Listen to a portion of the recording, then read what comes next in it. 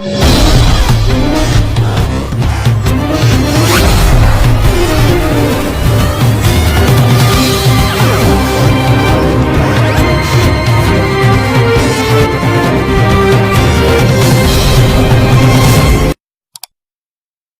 ya. Oke, selamat malam semuanya, Dex Lover dimanapun berada. Jadi senang sekali malam hari ini. Saya Black Queen, tuan rumah dari Dex Capital. Malam ini AMA kita sangat spesial banget teman-teman ya. Seperti yang teman-teman tahu, jadi konsep AMA kita ini berbeda dengan yang sebelumnya. Teman-teman yang bertanya itu diwajibkan untuk ngisi Google Form untuk mempelajari white paper dari project, kemudian ngasih review dan pertanyaan terbaik. Kita pilih 11 pertanyaan. Ini udah ada di tangan saya. Nanti saya akan sebutkan lebih presentasi. Tapi seperti biasa, sebelum kita mulai, kita berdoa dulu ya teman-teman ya. Biar rangkaian AMA kita malam ini berjalan dengan lancar. Oke, beli pimpin doanya sesuai dengan agama dan kepercayaan masing-masing. Berdoa dimulai.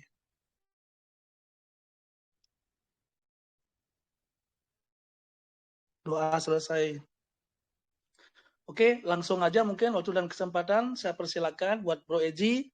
Sebelum presentasi, mungkin Bro Eji bisa perkenalkan tim-tim yang diajak malam hari ini. Terus yang kedua, nanti sesi presentasinya nggak usah lama-lama Bro, cukup 15 menit aja, biar teman-teman nggak pada pangling ya. Karena biasanya kan 5-10 menit ya, fokus-fokus teman-teman ya. Nanti bisa dijelaskan secara sederhana dan jelas konsep dari Project MetaCost ini seperti apa, dan kira-kira kapan nanti rilisnya, launchingnya seperti apa, dan gimana nanti teman-teman Dex Lapor di sini untuk biar bisa mendapatkan harga spesial dari MetaCost sendiri. Silakan, waktu dan tempat, beli persilakan buat Bro Eji. Oke, Bismillahirrahmanirrahim. Assalamualaikum warahmatullahi wabarakatuh. Selamat malam semua rekan-rekan, sahabat, dan saudara Dex Capital Community. Sebelumnya terima kasih banyak untuk Bli beserta jajaran admin dan manajemen dari Dex Capital yang telah menyediakan waktu dan tempat untuk kami dari MetaCost sehingga akhirnya bisa menyapa komunitas dari Dex Capital untuk memaparkan MetaCost itu sendiri. Dan pada malam hari ini selain saya telah hadir juga tim dari MetaCost yang tadi telah saya sebutkan. Ada Kang Septian selaku CSO kami, lalu ada Om Jans selaku community manager kami, dan yang terakhir ada Om Tumpal Pangabayan selaku founder dan juga Ketua Presidium ISMI Muda yang mana merupakan salah satu penggagas dari Kampus Digital University ini. Baik, tidak lama-lama kita langsung masuk ke pemaparan proyek.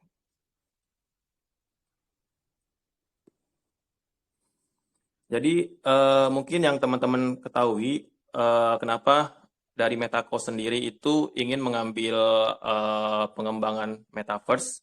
Karena memang ini adalah semangat kami dari 4 founder, saya sendiri, terus Om Tumpal dan juga Aul selaku CEO yang tidak hadir malam ini, dan juga Irji selaku Business Development, yang memang ingin menciptakan suatu ekosistem Metaverse di Indonesia.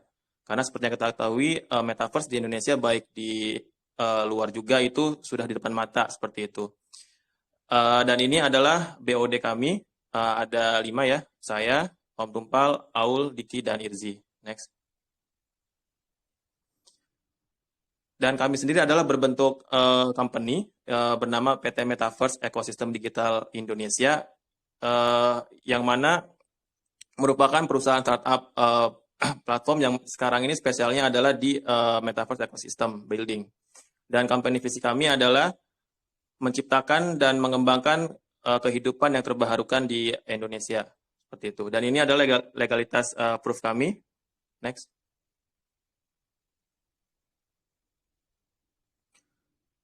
Ya, seperti yang tadi telah dijelaskan bahwasannya kami ingin masuk di dunia Metaverse melalui memperkenalkan Digital Campus University, yang mana harapan kami adalah akan menjadi solusi untuk setiap orang yang ingin belajar secara virtual, tidak mengenal umur dan tempat serta kondisi ekonomi. karena kita main programnya adalah memprovide scholarship D1 untuk jurusan IT teknologi di universitas kami. Next. Dan ini secara singkat USP kami. Intinya di Metaverse kami itu adalah memprovide scholarship dengan LMS di dunia Metaverse. Seperti itu. Next. Dan untuk tambahan utilitas, karena kita memiliki juga komunitas yang selain dari mahasiswa kami, kita juga memprovide seperti NFT marketplace, NFT staking, GameFi yang lebih ke quiz to earn, dan lain sebagainya. Next. Dan ini merupakan milestone kami. Kita sudah melakukan soft launch di tanggal 28 Oktober bersamaan pada saat Rakernas ISMI Muda di Hotel Paragon Solo. Intinya kita memperkenalkan produk kami yang telah sekitar 50% jadi ya. Lalu berikutnya untuk development kita masih akan mendevelop NFT, GameFi kami yaitu Quiz to Earn, smart contract di Q4 ini. Lalu kemudian kita akan melakukan grand launching acara kita sendiri di Jakarta. Rencananya itu kalau tidak ada halangan di bulan Desember. Untuk waktunya belum bisa kita sebutkan. Kemudian di Q4 juga kita akan melakukan IDO. Targetnya itu adalah di Launchpad Tier 1 ya. Di Desember juga insya Allah. Dan yang terakhir kita akan launching di DEX di Q1 2023. Dan ini sedikit gambaran mengenai Metaverse Ecosystem kami yang sejauh ini dari bulan Agustus sampai sekarang telah kita approaching. Bahwasannya memang main kita adalah Digital University, tapi selain itu kita juga membuka peluang dan juga membuka ruang untuk beberapa rekanan atau komunitas untuk masuk di dalamnya. Seperti adalah di Gredu, Education Center atau General Course, lalu di Gedung 2 itu ada komunitas yang akan membuat suatu blockchain education center. Kemudian ada Transmedia, kantor kejaksaan, dan Gedung 4 adalah multipurpose building atau semacam kayak aula. Next. Dan di bulan November kemarin kita pun banyak melakukan audiensi ya ke beberapa rekanan, salah satunya adalah di Trans 7, dan ini adalah dokumentasi ya, yang mana kita menawarkan kepada mereka untuk masuk ke dunia kita dengan memprovide bisa sebagai advertising billboard, konser musik, broadcasting center, ataupun sitcom. Tapi dari hasil meeting kemarin, mereka lebih fokus untuk ke broadcasting education-nya, seperti itu. Oke, next. Nah, dan ini coba di-play. Ini adalah update terakhir ya, dari developing kita dari bulan Agustus. Awal Agustus kita sudah mendevelop sampai dengan Oktober, dan hingga saat ini inilah hasil terakhir kami.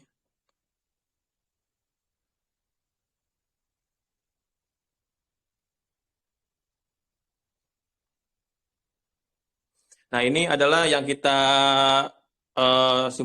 kita jalankan ya pada saat soft launching kemarin secara live. Jadi ada user yang menggerakkan ya. Nah, di sini adalah ekosistem kami, banyak sekali Videotron atau billboard yang mana di situ bisa digunakan untuk sarana advertising ataupun sarana edukasi informasi.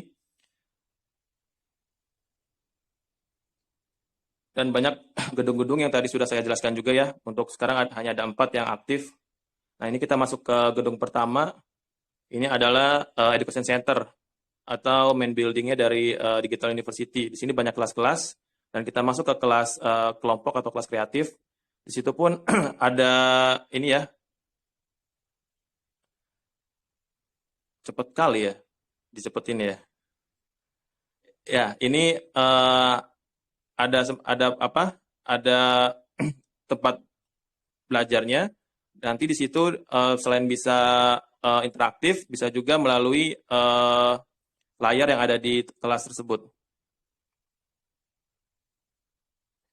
Nah, kita memasuki ke gedung keempat, multipurpose building. Nah, di sini adalah gedung serbaguna ya, bisa digunakan untuk teman-teman seminar ataupun yang lainnya. Nah, itu kita juga memperkenalkan pada saat soft launching adalah sertifikat NFT ya, karena nanti untuk kelulusan targetnya kita juga selain ada fisik ijazah, kita juga ada apa namanya ijazah secara digital atau secara NFT ya.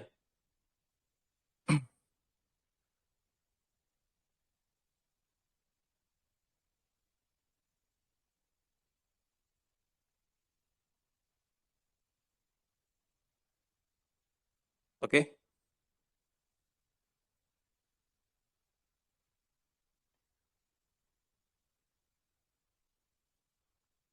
Ya, dan ini beberapa tokoh government yang support MetaCost. Sebenarnya masih banyak, cuma mungkin dua ini yang kita tampilkan dari Pak Sandiaga dan juga dari Mas Gibran ya. Next. Dan ini community member kami sejauh ini dari bulan Agustus sekitar ada 20 community dengan total member ada sekitar 200.000, termasuk Desk Capital yang sudah masuk di dalamnya. Terima kasih banyak. Dan ini beberapa MetaCost dokumentasi, kita telah beberapa kali audiensi, baik tadi ke Trans7, ke Wahid Foundation, dan lain-lain. Dan masih terus akan melakukan audiensi ke beberapa corporate, instansi maupun ke universitas, karena itu merupakan strong point ya dari project ini. Next. Oke, terima kasih penjelasan dari kami. Mungkin selanjutnya akan dilanjutkan dengan sesi tanya jawab ya. Terima kasih banyak. Assalamualaikum warahmatullahi wabarakatuh. Oke, thank you. Wah, ini keren banget nih Bro Ji. Ini presentasinya nih lebih keren loh daripada kemarin loh. Kebetulan kemarin kan pada waktu ya mungkin karena progresnya kali ya. Waktu itu beli ikut di amannya Vendom Capital. Kebetulan Vendom kan juga partnership resmi dari Desk Capital juga ya. Nah, waktu itu beli lihat ya mungkin waktu itu kan baru sebatas wacana ya, tapi ternyata kurang lebih 2 bulan, 3 bulan ya, 2 bulan berjalan Bro ya. Ternyata cepat banget eksekusinya, termasuk tadi yang beli lihat tadi ada soft launching di Solo, sudah disupport sama Gibran juga Bro ya. Oke, sedikit mungkin sebelum beli jumping ke teman-teman di sini, pertanyaan dari beli sama tim mungkin ya. Pertama masalah smart contract Bro ya. Karena kan buat beli smart contract itu kan apa satu proyek Bro ya. Karena kalau smart contract bermasalah, itu proyeknya pasti hancur dan kita nggak usah itu bukan suatu hal yang baru gitu loh. Karena ada juga beberapa proyek bahkan di Indonesia juga ada udah nge-branding udah jauh-jauh hari udah bagus banget tapi ternyata ada kebocoran di smart kontraknya akhirnya proyeknya sekarang agak-agak hancur juga gitu loh. Nah, kalau dari Bro Eji sendiri smart kontraknya ini yang bikin nanti tim internal apa tim eksternal Bro? Yang pertama. Nah, yang kedua nanti apakah langsung diaudit belum? Maksudnya kalau bisa untuk bisa meningkatkan trust di para investor, apakah diaudit dulu gitu loh? Misalnya diaudit di mana? Misalnya di Certik kayak di Tekrit apa segala macam sebelum rilis launching gitu loh, sebelum launching. Silakan Bro Eji. Oke, Beli, terima kasih banyak atas pertanyaannya. Cuma izin Beli, sebelum saya jawab, saya lupa ini. Aduh, nggak sopan nih. Malam Om Tumpal, mohon maaf Om. Mungkin Om Tumpal ingin memberikan sepatah dua patah kata dulu Om. Ya, silakan. Malam Om Tumpal, salam Aduh, mohon maaf kenal. Om Tumpal. Saking semangatnya Bro Eji ya. Silakan Om Halo Tumpal. Om. Waktu dan tempat kita persilakan. Assalamualaikum. Ya, waalaikumsalam Om. Bisa dengar suara saya? Bisa, jelas Om. Silakan Om. Baik, baik. Terima kasih. Assalamualaikum warahmatullahi wabarakatuh. Selamat malam bagi sahabat-sahabat kalian yang pada malam hari ini berkesempatan untuk sama-sama kita di EME kali ini. Sebelumnya terima kasih kami sampaikan. Sebentar. Udah. Iya. Sebentar ya, sebentar.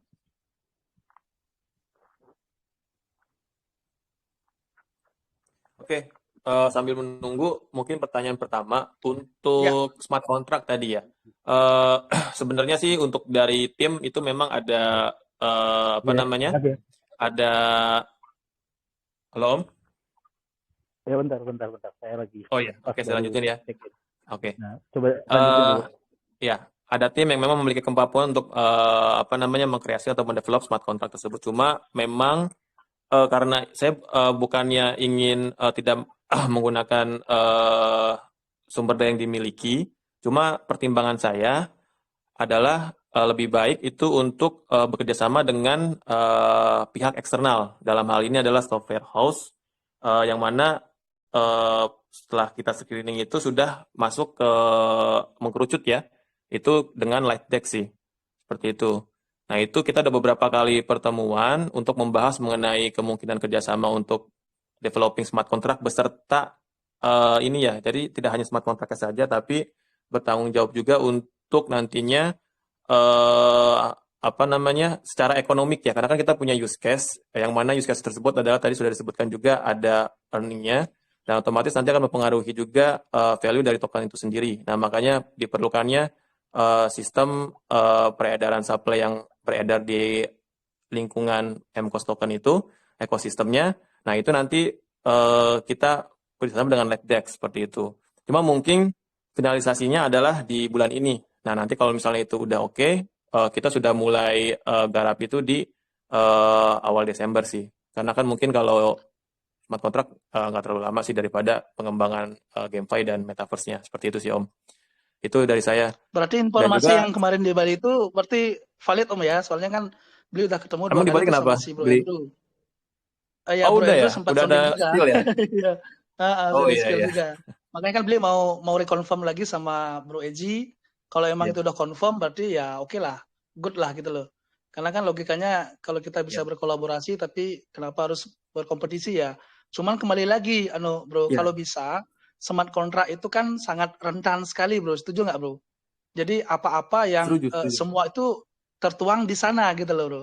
Nah jangan sampai Iya. nanti ya jadi blunder buat MetaCost sendiri gitu loh. Karena kan banyak Iya. banget. Nah seperti yang beli bilang, smart contract itu sekalinya salah, ya itu bakal hancur proyeknya. Kalau proyek kan sambil jalan bisa di-develop Bro. Setuju nggak?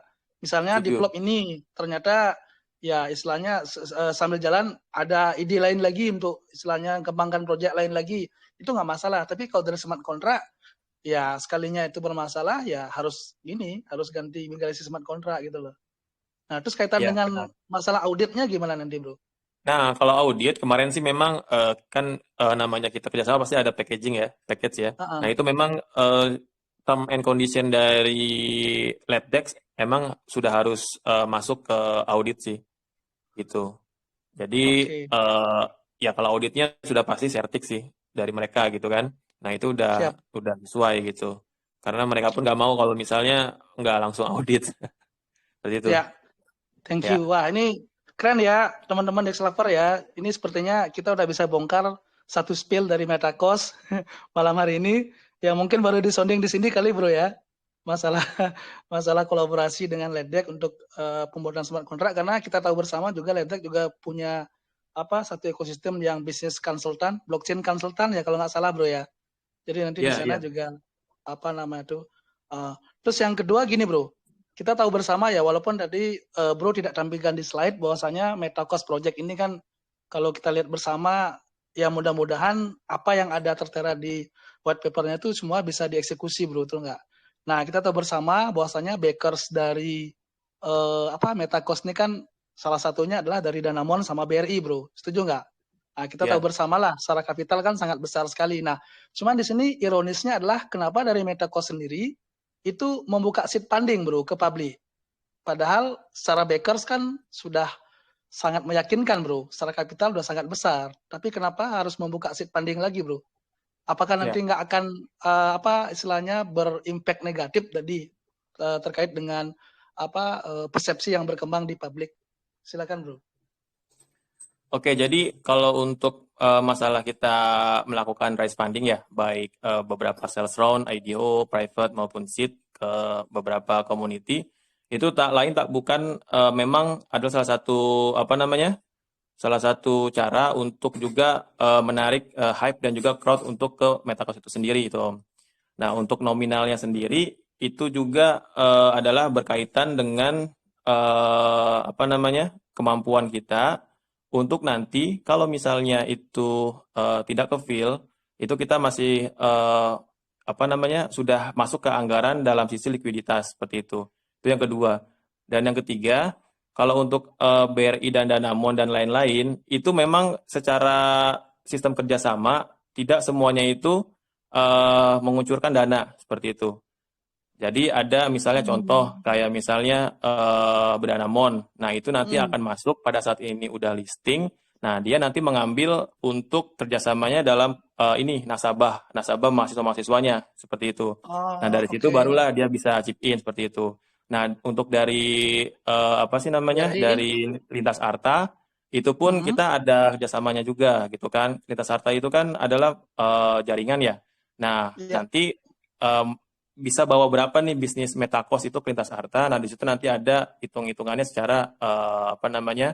Secara chip in seperti itu. Jadi artinya kalau untuk fundraising di community crypto, kita sih sebenarnya nggak terlalu memaksakan sih Om. Itu artinya Iya. lebih ke untuk menciptakan hype dan juga crowd gitu. Tapi tidak memungkiri juga itu memang sebagai juga untuk digunakan sebagai likuiditas gitu loh Om. Karena lagi-lagi kita kan harus berjalan secara paralel gitu loh Om. Jadi di developingnya ini kita nggak mungkin memakai apa namanya dana dari fundraising tersebut.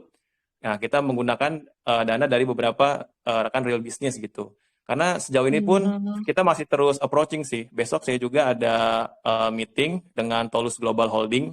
Kalau misalnya teman-teman bisa cek itu di website Tolus Global Holding, dan masih banyak sih Om. Jadi nggak berhenti ke BRI, Danamon, Garuda Plaza, ataupun Civo yang ada di website tersebut. Gitu Om. Oke, I see.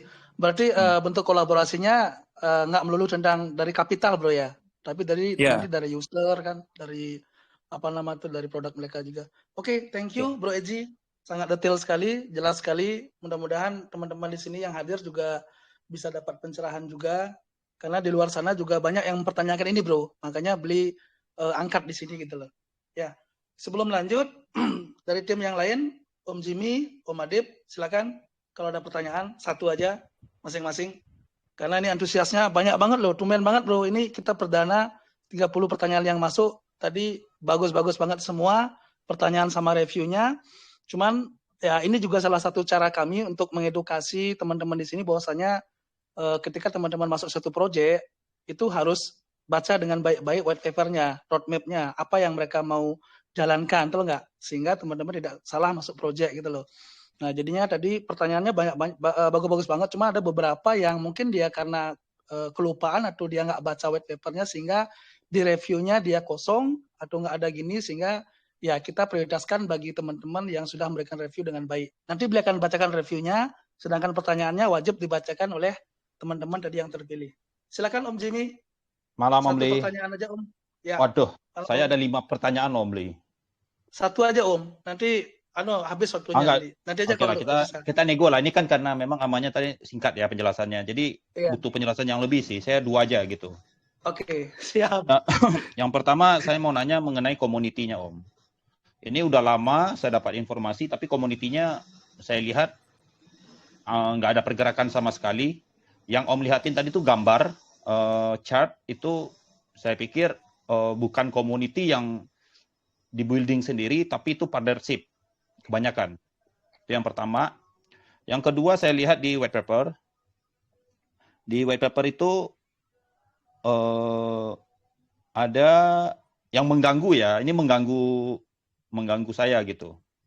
Pribadi. Marketing dananya cuma 5%. Nah, di situ ada advisor 3% gitu. Saya nggak tahu. Itu perhitungannya bagaimana sih itu tokenomiknya gitu.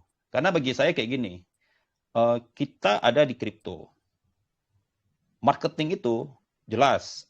Karena Om nggak mungkin kan marketing cuma di Jakarta aja gitu. Pasti Om di seluruh Indonesia atau di global gitu. 5% itu sangat kecil sekali. Karena yang saya tahu, project NFT aja, bukan metaverse, itu marketingnya bisa sampai 20% loh. Itu aja sih Om, silakan. Thank you. Thank you pertanyaannya Om Jimmy. Jadi beli istilahnya perjelas lagi. Yang pertama masalah building community, Bro Eji. Karena kan itu kita setuju ya, kalau komunitas itu kan istilahnya sangat penting gitu loh untuk mensupport jalannya project juga. Nah, dari Bro Eji gimana? menjawab pertanyaan tadi, karena memang agak-agak lambat sih kalau boleh lihat ya, istilahnya untuk progres anunya itu dari komunitasnya. Apakah mungkin ada strategi lain lagi nanti yang bisa dieksekusi untuk biar bisa istilahnya membangun community-nya? Silakan Bro Eji. Oke. Terima kasih banyak Om Jimmy dan Om Lee. Yang pertama untuk community itu di situ memang kita nggak ngeklaim ya itu community kita. Itu kalau misalnya lihat di situ ada Metacos juga tuh. Metacos itu totalnya kalau nggak salah itu ada 900 member tuh. Nah itu kan tadi hanya menjelaskan power community partnership-nya, dan itu memang member-member dari beberapa komunitas yang memang sudah tergabung di Metacos seperti itu. Nah itu kita visualisasikan seperti itu Om Jimmy. Dan untuk pandangan terlalu lambat, ya memang dari bulan Agustus kita sudah mulai open public sampai sejauh ini, itu memang saya belum lihat chartnya ya, artinya kan itu hanya 900 di Indonesia dan hanya 600. Untuk fase pertama itu kita lebih lebih fokus ke developing produk untuk guna memperkenalkan produk kita itu di acara soft launching. Tapi sebenarnya paralel juga untuk melakukan engagement dengan beberapa community gitu kan. Walaupun memang di fase pertama kita belum silaturahim ke secara utuh ke Dex Capital salah satunya seperti itu. Nah, di fase kedua ini kita sudah mulai akan lebih lagi penetrasinya dengan cara yang pertama di global itu kita sudah kerjasama dengan saya sebut aja ya, dengan Godbit. Nah itu Godbit.io ya, itu adalah nanti bertanggung jawab secara yang akan membawa kita ke komunitas-komunitas di global. Salah satunya adalah visi-visi juga community-community, dan juga nantinya bertanggung jawab juga kita launching di launchpad yang memang kita haruskan ke mereka itu adalah di tier 1 gitu. Kalau enggak ya kita nggak akan penuhi juga hak dia juga gitu. Nah itu. Dan untuk yang di Indonesia kita pun sudah mulai juga melakukan silaturahim juga ke beberapa komunitas yang ada di Indonesia. Salah satunya dari Capital kemarin, terus juga ke Cryptohias, terus ke Stronghold juga dan lain-lain sih Om. Nah itu dari sisi community di blockchain crypto gitu kan. Nah kalau untuk yang di luar kita pun tadi saya sudah bilang kita sudah melakukan juga banyak audiensi sih ke beberapa instansi corporate dan juga university gitu. Jadi ya untuk mengambil audiens dan juga base community dan dukungan juga dari dari sektor-sektor tersebut. Seperti itu sih Om Jimmy dan Bli. Mungkin saya bisa tanggapin sebentar ya Om Bli ya. Boleh. Karena gini Om. Tadi yang marketing belum ya? Ya, yang Om bangun ini project crypto, setuju ya? Setuju. Nah, tapi yang Om kerjakan, yang Om build sekarang, itu bisnisnya. Apapun itu, mau projectnya, metaverse-nya, itu bisnis.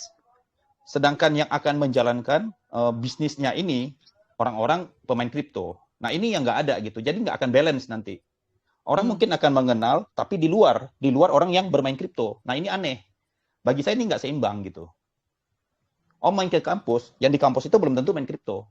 Om main ke pemerintah belum tentu main kripto. Om main ke bank, terserah gitu. Tapi yang saya lihat, orang yang benar-benar main kripto itu nggak ada di sini gitu loh. Masih, ya hanya segelintir yang tahu. Nah, saya pikir sih ini kerja berat ya. Nah, ya mungkin itu sih Om. Mungkin maksudnya Om Jimmy gini mungkin Bro. Terima kasih Om Sorry Jimmy. boleh potong. Karena kita kan di kripto itu kan memang hype itu kan diciptakan Bro. Setuju ya Bro ya? Apalagi Bro orang kripto ya. Kan itu yang membedakan kan artinya memang hype itu diciptakan bukan ditunggu. Ya ini lebih kepada gini aja sih Bro. Artinya insight ide yang masukan buat istilahnya. Kan kita kan maunya project ini jalan dan berhasil. Setuju nggak Bro? Ya jadi nanti bisa di notice. Artinya apapun teman-teman di sini yang dapat insight atau ide-ide yang bagus, itu bisa dinotis juga sama tim biar nanti setelah dianalisis kalau memang itu memang make sense bagus untuk progres dari project Metacos sendiri, why not kayak gitu Bro? Setuju nggak Bro? Gitu. Yes. Gitu sih. Ya, setuju. Oke. Mungkin yang kedua terkait dengan marketing tadi yang menurut Om Jimmy sangat kecil alokasi untuk dana marketing, padahal kita ketahui bersama ya, sebagus apapun project, kalau dari sisi branding dan promosinya kurang, ya akan nggak jadi apa-apa juga, bro, betul nggak?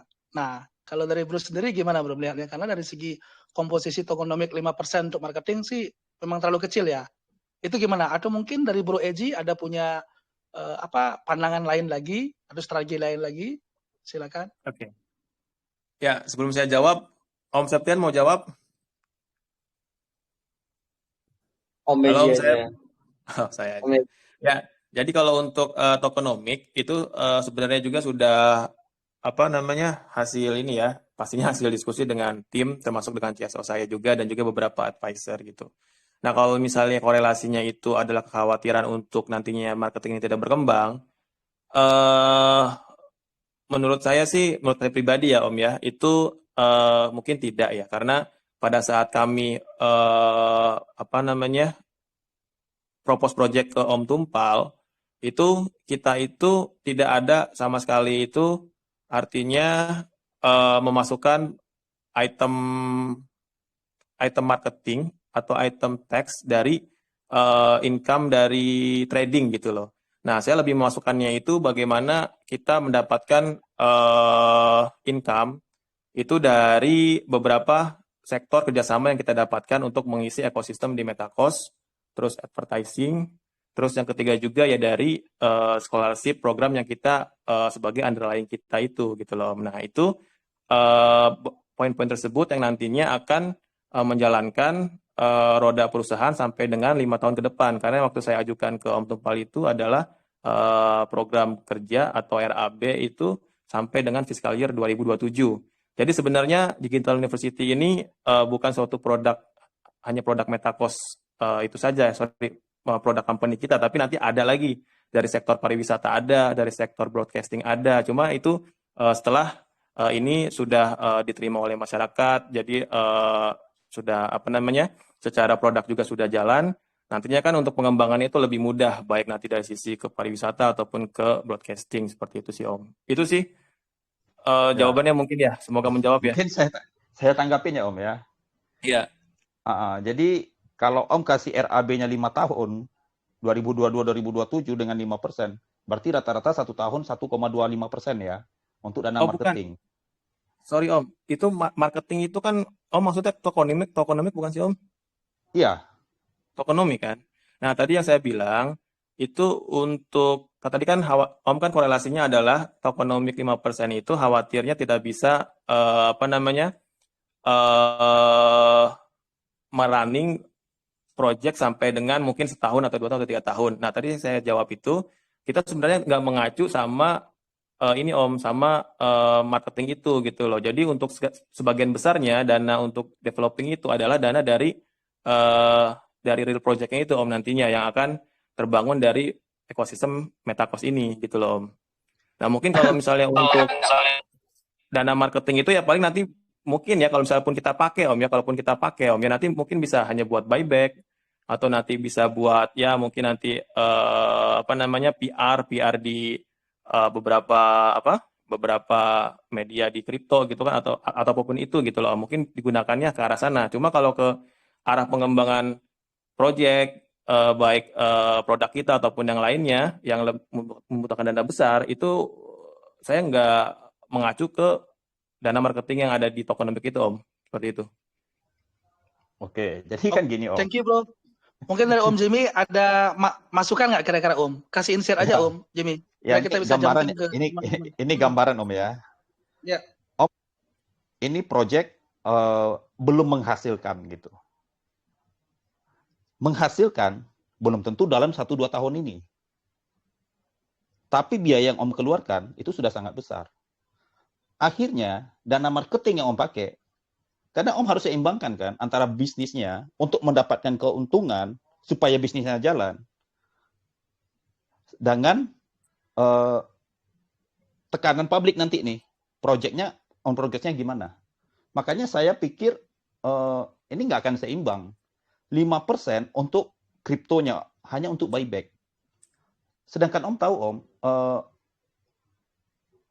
untuk menjalankan proyek kripto dengan budget 5%, itu dan Om gunakan selama 5 tahun.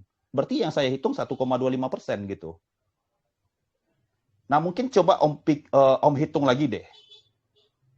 Karena saya yakin sekali, orang mau iklan di tempat Om, dengan komunitas yang masih baru sebeberapa, orang mikir-mikir juga. Orang mau masuk, orang mau bayar untuk sekolah, pendidikan, apa semua. Orang mikir-mikir Om. Karena jujur aja, untuk belajar digital, untuk belajar metaverse, saya rasa yang online juga banyak sekarang. Tapi kan ini dalam bentuk university yang Om bikin. Kalau untuk mau belajar aja, kalau saya mau belajar, gampang Om. Kalau saya pengen. Udah banyak akses kan sekarang. Bahkan kalau saya mau cari banget langsung ke blockchain-nya, saya kirim CV, saya kirim keinginan saya, mungkin mereka bisa approve. Nah, tapi kan yang saya lihat di sini, 5% itu untuk kriptonya, atau 5% ini untuk marketing project-nya. Saya bingung. Itu aja sih Om, dari saya. Coba lebih dipertimbangkan sih. 5% untuk 5 tahun agak membingungkan. Thank you Om Eji. Ya, terima kasih Om Jimmy. Ya mungkin nanti bisa Bro Eji bisa di notice juga Om, karena memang biaya marketing itu memang gimana ya, sangat penting ya dalam satu project itu enggak. Nanti bisa kalau ada waktu kita bisa ngobrol-ngobrol nanti habis sesi ama ini ya Bro Eji ya sama Om Jimmy ya.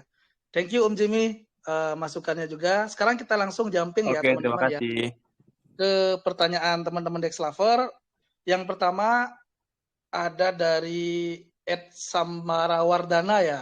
Tapi sebelum saya kasih kesempatan, saya mau bacakan review dari Samarawardana terkait dengan Project MetaCost. Jadi MetaCost ini menjadikan pendidikan lebih terjangkau tanpa biaya bulanan seperti les atau private, lebih fleksibel, pembelajaran jarak jauh, lebih tepat sasaran, siswa kurang mampu secara ekonomi bisa bergabung, lebih progresif, berbasis internet, lebih demokratis karena tidak dikuasai lembaga atau yayasan, serta lebih menguntungkan atau ada token sebagai reward. Nah itu review dari si Om Sambara. Silakan mungkin untuk pertanyaannya langsung aja dibacakan langsung sama Ed Samarawardana. Silakan, orangnya masih di sini? Karena kalau nggak di sini gugur langsung loh.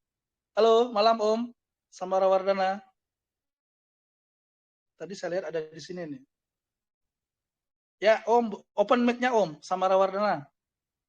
Halo? Halo Om, saya hitung 3, Omnya nggak buka, kita next ya. Om Samarawardana, 1, 2, 3. Oke, kita next ya. Kemudian yang kedua ada Om Ardananto, Ed Ardananto. Reviewnya adalah MetaCost menjadikan dunia pendidikan semakin demokratis, mengingat selama ini lembaga pendidikan atau kursus dikuasai oleh lembaga konvensional yang menjadikan pendidikan sebagai pasar yang bernilai tinggi secara ekonomi. Kehadiran MetaCost mendobrak paradigma tersebut dan kini lembaga pendidikan bisa lebih diatur secara demokratis dan terdesentralisasi dengan memanfaatkan teknologi blockchain serta akan meningkatkan penggunaan TI baik di Sumatera Utara, basis dari MetaCost, serta daerah lain di masa mendatang. Oke, untuk pertanyaannya langsung disampaikan sama Ed Ardananto. Silakan malam Om. Ed Ardananto. Open mic-nya Om. Silakan Om. Orangnya di sini loh. Kok nggak mau open mic nih? Halo Om. Oke, saya hitung 3 lagi Om ya. Kalau nggak open mic, kita next ya Om ya. Om Ardananto sekali lagi saya panggil 1, 2, 3. Oke, kita next. Wah, ini kayaknya pada malu-malu nih nanyanya nih. Oke, selanjutnya ada Bro Febi. Bro Febi Utomo. Oke, sebelum bertanya Bro, saya mau bacakan review dari Bro Febi. Oke. Ini lumayan agak kritis juga reviewnya dari Bro Febi. Jadi konsep token di jaringan lain hanya bisa dikeluarkan apabila proyek sudah berjalan sebagaimana mestinya. Karena tanya, tujuan ada token harusnya sebagai sarana untuk membagikan keuntungan dan juga untuk voting dalam suatu free governance. Maka apabila jenis kegiatan di atas reward-nya masih menggunakan BUSD, maka use case token yang dijual belum berjalan dan hanya seperti pengumpulan dana atau crowdfunding biasa. Ini review dari Bro Pebi. Untuk pertanyaannya silakan Bro Pebi langsung disampaikan. Semoga ini menjawab nih. Malam Bro Pebi. Malam, Bli. Ini baru nyaut nih. Yang kedua nggak nyaut nih. Bingung juga saya Bro. Apakah mic-nya yang salah? Silakan Bro Pebi. Oh, oke. Sebenarnya pertanyaan sudah juga ya, Bli ya. Cuman aku tadi agak amazed juga ngelihat ternyata metaverse-nya udah jadi gitu, Bli. Ya, agak sama lah kayak kita Bro. amazed juga. Jadi sebenarnya lebih ke ini ya, saran ya. Kalau saya itu menyarankan coba dulu deh penetrasi pasar namanya. Nah, jadi pertanyaannya itu sejauh mana ya tingkat engagement MetaCost ini ke calon user atau calon peserta didik gitu. Itu aja pertanyaannya. Sebenarnya banyak pertanyaan. Bro, pertanyaanmu di sini lebih bagus lagi, Bro. Beli pertanyaan ya. Mengapa memilih konsep kampus Metaverse? Benar nggak? Platform apa yang akan digunakan saat perkuliahan nanti? Ini keren loh, Bro. Iya, nggak apa-apa. Iya, silakan Beli. Lanjut. Oke. Ya udah, nggak apa-apa. Itu pertanyaan satu. Terus yang kedua, gini Bro, dari Bro Pebi ini menanyakan tentang mengapa memilih konsep kampus Metaverse, tahu nggak? Padahal kan saat ini sudah banyak kampus-kampus yang menyalakan kuliah online.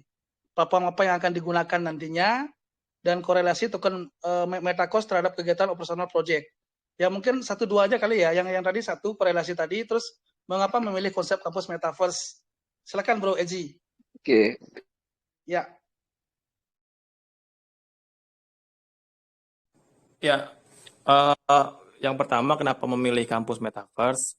Lagi-lagi sih, kalau sekarang kan kita sudah banyak mengenal pembelajaran di Darling ya melalui Zoom gitu kan. Nah, kita mau membawa experience yang lebih sih di dalam dunia kampus digital berbasis Metaverse ini. Jadi mungkin sisi-sisi humanisnya dan juga sisi-sisi yang lainnya itu bisa dapat kalau misalnya nanti kita bisa masuk di kampus digital berbasis Metaverse ini gitu. Nah, terus kalau untuk korelasinya itu sudah pasti segala rangkaian atau segala fitur yang ada di ekosistem kita itu nanti menggunakan token kita itu. Contohnya nih, saya bukannya mau meng-underestimate, cuma kan memang tadi yang saya sudah bilang underlying kita sebenarnya itu adalah teman-teman yang ada di di pedesaan dan juga mungkin teman-teman nantinya yang akan mendapatkan beasiswa dari kita seperti itu. Nah, otomatis itu pun kan secara tanda kutip mungkin ekonominya itu kurang baik seperti itu. Nah, makanya di situ kita juga menambahkan beberapa ekosistem. Contohnya itu kalau tadi lihat itu ada library. Nah, di situ nanti kan kita memprovide perpustakaan digital yang mana nanti kalau misalnya teman-teman mengakses, teman-teman mahasiswa ya, yang beasiswa tadi mengakses, itu nanti mendapatkan reward dalam bentuk token, dan itu nanti bisa jadi menjadi tambahan pendapatan dari teman-teman beasiswa tersebut. Seperti itu. Nah, terus juga ada juga kan tadi saya buat juga quiz to earn. Nah, itu kan selain menambah pengetahuan mereka secara akademik, nah mereka juga akan mendapatkan income dari kerajinan mereka untuk mengakses pengetahuan melalui program quiz to earn tadi. Nah, seperti itu. Dan yang ketiga, untuk galeri, di situ nantinya teman-teman yang memang memiliki kreativitas baik dalam bidang apapun, itu nanti bisa didigitalisasi dan setiap minggu atau setiap bulan kita mengadakan event yang nanti akan dihadiri oleh rekanan kita, baik rekanan di community kripto ataupun di real ya, kayak corporate, instansi, dan lain-lain. Nah, di situ kita tampilkan, nah kita tawarkan, dan mungkin kasarnya kita paksa untuk membeli karya-karya mahasiswa tadi, yang akhirnya kan mereka juga nanti mendapatkan income. Nah, untuk tujuan lainnya adalah memperkenalkan juga mahasiswa tersebut ke dunia blockchain, kripto dengan cara seperti itu, sehingga memiliki pemahaman ya bahwasannya ada loh gitu loh dunia blockchain dan dunia kripto itu, yang mana untuk kedepannya setelah mereka lulus juga itu bisa menjadi mata pencaharian mereka, karena setelah lulus nanti pun mereka bisa melanjutkan ke universitas-universitas yang memang partnership dengan kita, ataupun mereka juga bisa mendapatkan opportunity untuk bekerja di rekanan kita kayak Lintas Arta, Civo, Coin Plus, ataupun komunitas kan infonya mau bikin blockchain education center. Nah, itu memang fungsinya juga untuk memberikan pembelajaran bahwasannya kripto itu bisa menjadi mata pencaharian teman-teman, seperti itu sih. Itu sih Om, kira-kira Oke, thank you jawabannya. Bro Eji. Bro Feby, gimana Bro? Udah jelas? Sudah bisa menjawab? Sebenarnya ya itu tadi beli. Tadi kan platform yang saya tanyain ya intinya ya kan, kalau di Google Form itu kan. Nah, platformnya itu tadi kan kita lihat tuh metaverse-nya ini gitu lah. Bakal dijadikan apa brandingnya gitu, nah ke pasar gitu. Itu aja sih. Jadi sebenarnya pertanyaan itu nggak jauh beda sih sebenarnya. Sama MetaCost ini apa ya? Sekarang itu kalau ngeluarin token ngeri-ngeri sedap gitu beli. Kalau sudah dump, udah projectnya dianggap jelek, udah itu sih. Ya, betul Bro. Nanti ada kok pertanyaan itu tadi Bro. Bagus kok pertanyaan itu ya. Nanti bisa dijawab. Oke, dirasa udah jelas Bro Feby ya? Iya. Iya, thank you. Oke, kita lanjut ya. Oke, thank you Bro Feby. Oke, next ada si Ega Dharma. Halo, saya panggil dulu orangnya, ada apa enggak nih? Halo Bli, halo. Halo Bro Ega. Halo. Ada ya? Oke. Ada. Saya bacain dulu ya. Jadi reviewnya Bro Ega, proyek ini keren karena saat ini belum ada kampus yang ada pelajaran atau mata kuliah yang berfokus pada kripto maupun blockchain dan metaverse. Silakan Ega, langsung pertanyaannya. Di sini saya mau nanya Bli, apakah ada persyaratan khusus nih untuk bisa masuk ke kampus metaverse-nya, misalnya untuk bisa masuk mempunyai NFT-nya ataukah tokennya? Halo? Oke. Terus Siap. Thank you Bro untuk Ega. benefit yang diterima apa tuh Bli? Misalnya kalau udah lulus itu dapat gelar apa gimana itu? Oke, itu aja Bli. Oh, oke, thank you Bro Ega. Silakan singkat aja Bro Eji jawabannya. Ya, untuk yang pertama, kalau untuk mau masuk ke universitas MetaCost-nya ya, karena kan nanti mungkin ada existing yang masuk juga gitu kan. Nah, itu mungkin kalau emang berminat itu bisa kirim aja gitu kan, resumenya nanti. Tapi memang sih target awal ini kita lebih menyasarnya itu ke tadi yang saya bilang, ke pedesaan-pedesaan yang sekarang itu di Sumatera Utara, dan juga kalau nggak salah tuh di Kalimantan juga sudah kita approaching ya. Cuma kalau untuk umum nih misalnya kita buka untuk umum itu belum sih. Cuma memang kalau teman-teman berminat ya itu bisa komunikasi ke TSO kita gitu loh. Seperti itu.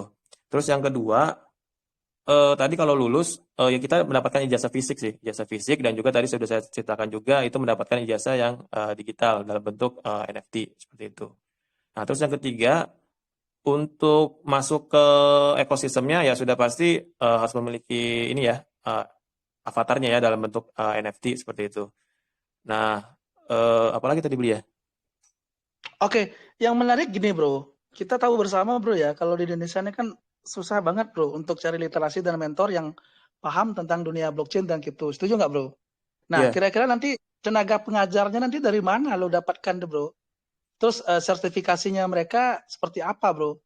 Takutnya nanti malahan nanti yang ada, misalnya nih kayak Bro Feby nanti siswanya ya, misal mahasiswanya ya, takutnya dia lebih pintar Bro Feby daripada dosennya nanti Bro. Itu gimana Bro Haji? Oh, ini berbicara blockchain ya. Nah, kalau blockchain sendiri itu kan kita kerjasamanya dengan, kita kan punya gedung tuh blockchain education center di MetaCost Ecosystem, itu nanti di-running oleh komunitas seperti itu. Nah, nanti kalau misalnya karena komunitas ini pionirnya, berarti nanti kalau misalnya Dex Capital mau masuk atau LetDex juga kan kalau nggak salah ada LetDex Academy ya, mau masuk, terus nanti mungkin yang lain mau masuk itu harus di bawah komunitas gitu loh Om, karena mereka yang akan merunning gitu loh, karena kan mereka pionirnya nih yang kerjasama dengan kita gitu kan, sama halnya mungkin nanti dengan yang lain gitu kan, misalnya dari perbankan ataupun itu nanti kalau misalnya mau masuk ya training centernya itu ada di bawah yang pionir tadi itu sih, itu konsepnya. Jadi kalau untuk silabus dan juga pengajar itu kita serahkan kepada mereka seperti itu Om. Karena Hmm, kalau fokus kita dalam sisi pendidikannya itu lebih terfokus ke ke scholarship yang kita berikan ke teman-teman yang memang membutuhkan beasiswa tersebut gitu loh. Seperti itu sih. Nah, itu yang kita sediakan silabusnya sendiri, terus pengajar juga kita yang hiring gitu loh, Beli. Seperti itu, Beli. oke. Thank you jawabannya, Bro Ezi. Dirasa udah clear ya, Aga ya. Nanti kesempatan juga buat teman-teman di sini. Ada Om Jimmy, Om Rifki, ya nggak? Dan teman-teman yang lain. Di sini soalnya banyak banget edukator juga, Bro Ezi. Apa tuh istilahnya ngajarin gimana cara baca smart contract, tuh nggak? Pokoknya banyak lah. Bisa ada kesempatan lah nanti ya. Thank you, Bro Ezi. Selanjutnya ada si siapa nih? Bentar dulu ya. Om Manon, Anigrom. Ya, jadi review beliau dengan hadirnya Metacourse ini menjadi terobosan besar dalam dunia metaverse di sektor perkuliahan ataupun pembelajaran. Bayangkan kita belajar dapat dilakukan secara virtual melalui metaverse. Apalagi kan Metacourse sendiri akan menghadirkan komplek atau kawasan yang di dalamnya memuat beberapa gedung perguruan tinggi yang berbasis dunia digital. Wih, keren, kuliah online dengan rasa metaverse. Ini benar nggak reviewnya, Bro? Saya bacakan nih, Bro. Karena kan dia mungkin baca dari white papernya ya. Confirm nggak ini kira-kira, Bro, reviewnya, Bro? Atau mungkin ada tambahan apa gimana, Bro Eji? Sebentar. Bisa diulang, Om? Maaf. Ya, Dari siapa tadi? dengan Saya baca. dari Anigrom. Oh Jadi ya. dengan hadirnya Metacourse ini menjadi terobosan besar sih dalam dunia metaverse di sektor perkuliahan ataupun pembelajaran. Bayangkan kita belajar dapat dilakukan secara virtual melalui metaverse, apalagi kan Metacourse sendiri akan menghadirkan komplek atau kawasan yang di dalamnya memuat beberapa gedung perguruan tinggi yang berbasis dunia digital. Wih, keren sih kuliah online dengan rasa metaverse. Confirm nggak, Bro? Informasi itu, Bro? Halo, Bro Eji? Sebentar. Hmm. Yang confirm itu apa nih? Beli yang gedung-gedung atau sistem perkuliahannya di metaverse? Iya, dua-duanya, Bro. Ya, kalau untuk sistem perkuliahannya atau pembelajarannya kan sudah pasti di metaverse. Tadi kan kita sudah tunjukkan juga Iya, ruang kelasnya betul. dan di situ nanti kita bisa Hmm. pengajarannya bisa interaktif gitu kan. Ada dosen dan juga ada murid atau juga bisa melalui recording. Tadi kan ada ada layar itu bisa ya semacam kayak Zoom gitu kan. Itu bisa juga atau recording juga bisa. Nah, itu sistemnya. Dan juga kalau misalnya untuk gedung-gedung universitas lain, yaitu kita tidak menutup kemungkinan next-nya kita akan men-scale up existing university ataupun mereka hanya masuk tapi untuk membuka misalnya kayak mata pelajaran tertentu atau hanya training center dan lain-lain sih seperti itu Beli. Untuk sekarang sih belum ada sih existing university yang yang masuk ke ekosistem kita sih belum. Oke, thank you, Bro. Silakan, Bro Aningrum, Bro Manon ada di sini. Langsung open mic-nya, Bro. Halo? Jangan-jangan di luar servis serial. Ya, silakan, Bro Manon. Langsung aja pertanyaannya, Bro. Apakah ada pertimbangan Bang umpan balik atau permintaan dari komunitas selama pembuatan produk atau proyek Metacourse untuk memperluas ide segar gitu? Silakan, Bro Eji. Sorry, maksudnya berarti saran atau masukan dari komunitas ya? Nah, ya, sejauh gitu. ini sih udah ada sih, terutama dari yang paling banyak itu dari fandom ya. Banyak sekali ngasih masukan ke kita terkait untuk Metacourse ya, baik dari sisi produk ataupun yang lain sih. Itu ada sih Om. Tapi kalau misalnya bicara dari mahasiswa, belum ada sih, karena kan kita juga belum belum open recruitment untuk mahasiswa juga sih. Gitu. Oke, cukup. Makasih, Ya. Bro Eji, Bang Eji. Thank you, Bro Eji. Selanjutnya dari Gayuh Anaya. Ini Gayuh Anaya lumayan banyak sih reviewnya, Bro. Ini kalau saya baca bisa nih. Nanti Beli kirimkan semua ya review sama pertanyaan teman-teman ya. Jadi langsung aja pertanyaannya ke Gayuh Anaya. Silakan Gayuh Anaya. Om Gayuh. Selamat malam Om Bli. Ya, malam Om. Selamat malam Om Eji ya. Ya, pertanyaan saya untuk hasil dari sertifikat kursus tadi itu kan tadi dibilangnya sesuai dengan strata D1 ya Om. Terus itu nanti apakah sertifikat ini cuma sertifikat biasa yang ditandatangani oleh penyelenggara atau sertifikatnya ini sudah sesuai dengan Badan Nasional Standar Kompetensi Om? Kan kalau lembaga pendidikan sekarang ini walaupun yang virtual, walaupun yang ada di lembaga itu kan ditunjukkan harus sesuai dengan standar kompetensi nasional gitu Om.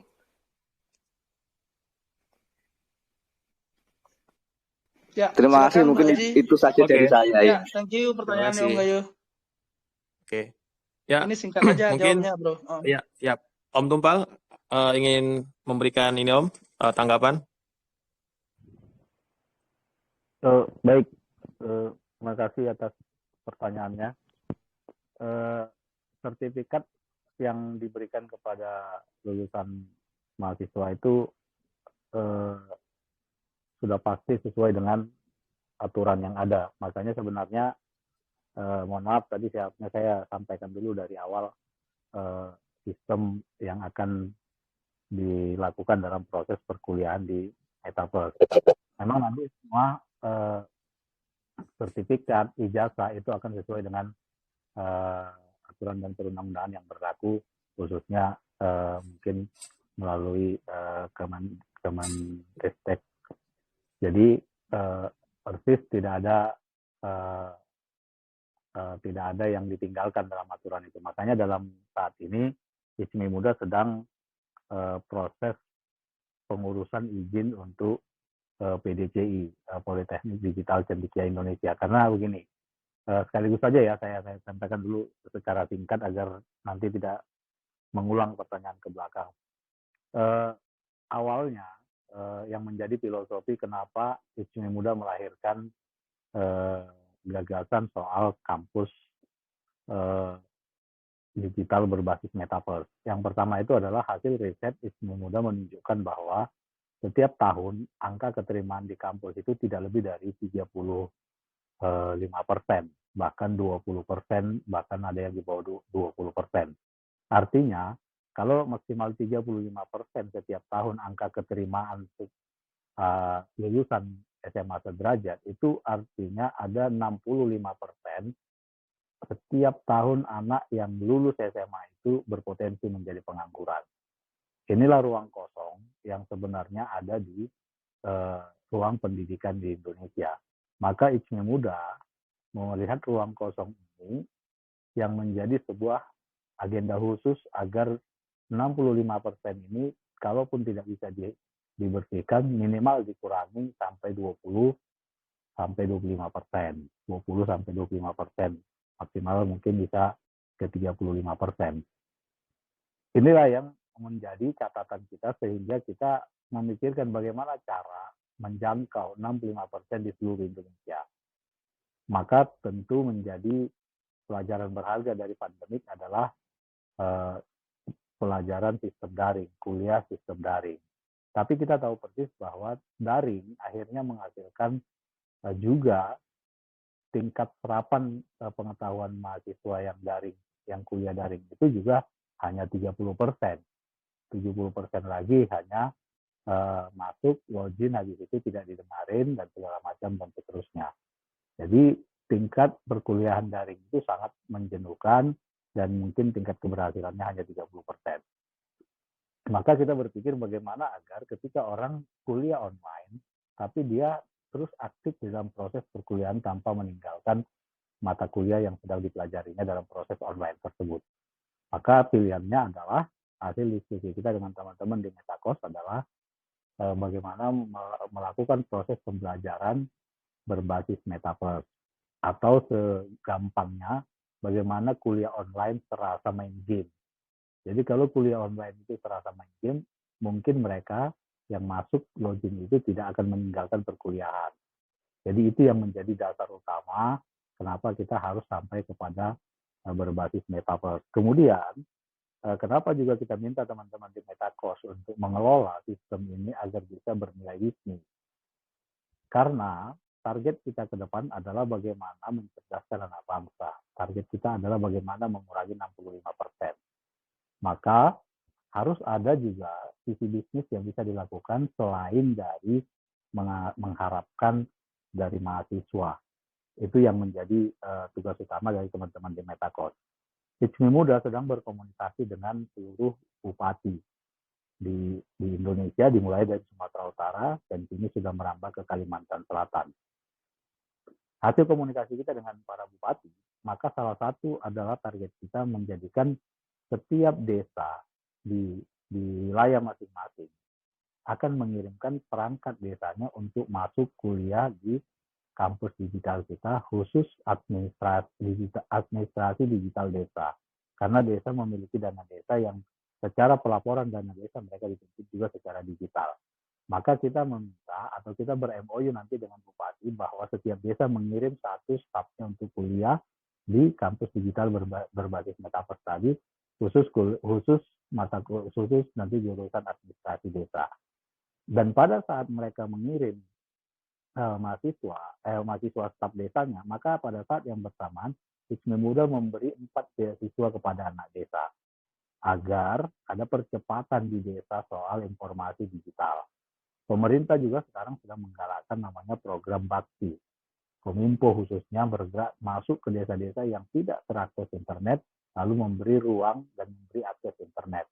Memasukkan internet ke desa sedang dilakukan dengan gencar oleh Kominfo. Tapi pertanyaannya adalah setelah internet masuk mau diapain? Kalau masyarakat desanya, kalau perangkat desanya tidak melek soal digital.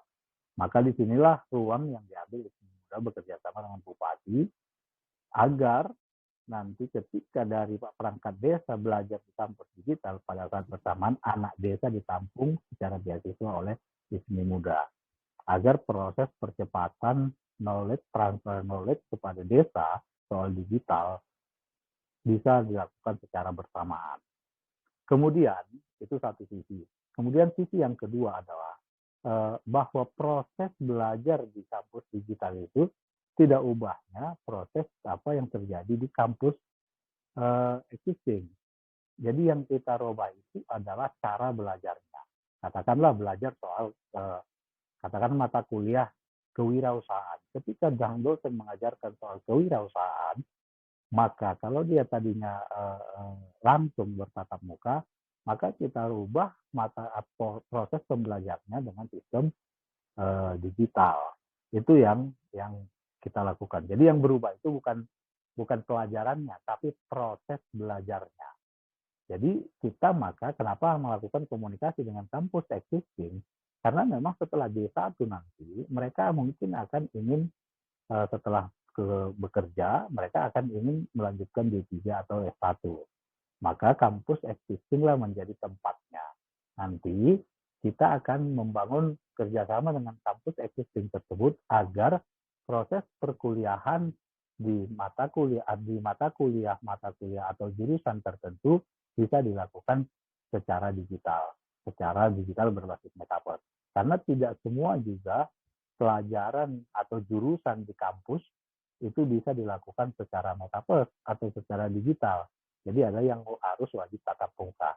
Jadi mungkin nanti memangkas proses pembelajaran yang ada di kampus. Kalau tadinya menghabiskan SKS itu untuk S1 butuh 3 tahun, dia mungkin hanya butuh 2 tahun. Dan 1 tahunnya mungkin nanti adalah praktek dan seterusnya.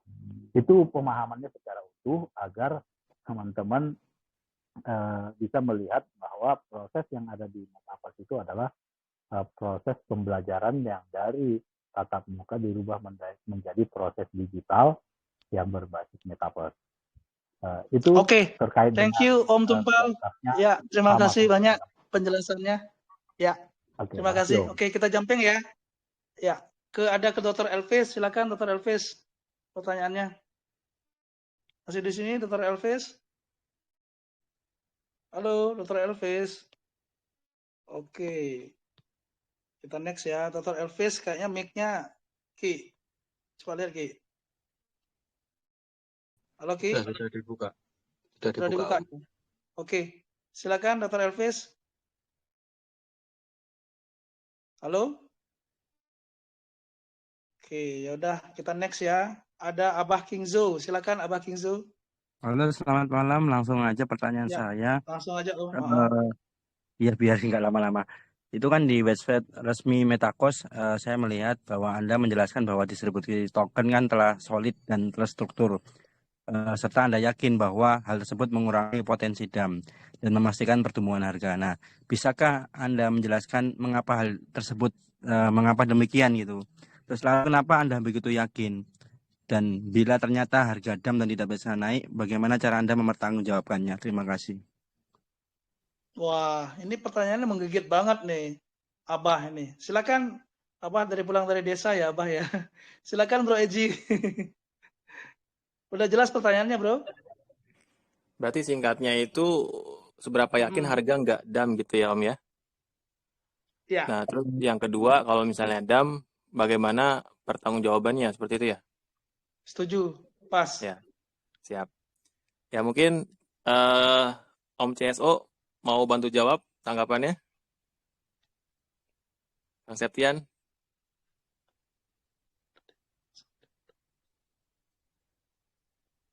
Ya, gimana Kang? Mau nanggapin Kang? Lagi di kamar sama Oke. anak-anak. Jadi yang pertama, kalau untuk artinya itu memprevent harga itu tidak dam terutama pada saat launching, itu kalau misalnya dilihat dari komposisi TGE ya, terutama dari sales round, itu mungkin sudah cukup menggambarkan bahwasannya kemungkinan token yang akan keluar pada saat kita listing itu sudah cukup bisa mempertahankan harga gitu loh. Kalau nggak salah PDP-nya gitu. Nah, itu kayak seed sale, itu kan hanya 3% yang keluar, lalu yang private itu hanya 5% yang keluar, dan untuk yang public itu sekitar 20% yang keluar. Nah, itu salah satunya adalah untuk mencegah harga dumping pada saat kita launch pertama kali, seperti itu sih. Nah, terus berikutnya, untuk mempertanggungjawabkannya, ya tadi yang sudah saya bilang, kita ada sistem di mana kalau misalnya kita sudah launching di Launchpad Tier 1 itu, otomatis kan kita memiliki tanggung jawab untuk mempertahankan harga. Itu yang pertama. Kalau enggak kan di situ ada persyarat bahwasannya nanti dana yang sudah terkumpul itu pasti akan ditarik lagi gitu kan oleh launchpad tersebut, seperti itu. Nah, itu yang pertama. Nah, terus yang kedua, pada saat kita launching, tadi yang sudah saya sebutkan itu, kita bekerja sama dengan Godbit. Nah, di situ selain sebagai agensi marketing global kami, mereka pun bertanggung jawab untuk menjadi sebagai market maker gitu loh. Nah, nanti di situ fungsinya market maker adalah kan salah satunya adalah untuk menjaga memaintain harga pada saat kita sudah listing di DEX, seperti itu ya. Nah, itu yang kedua.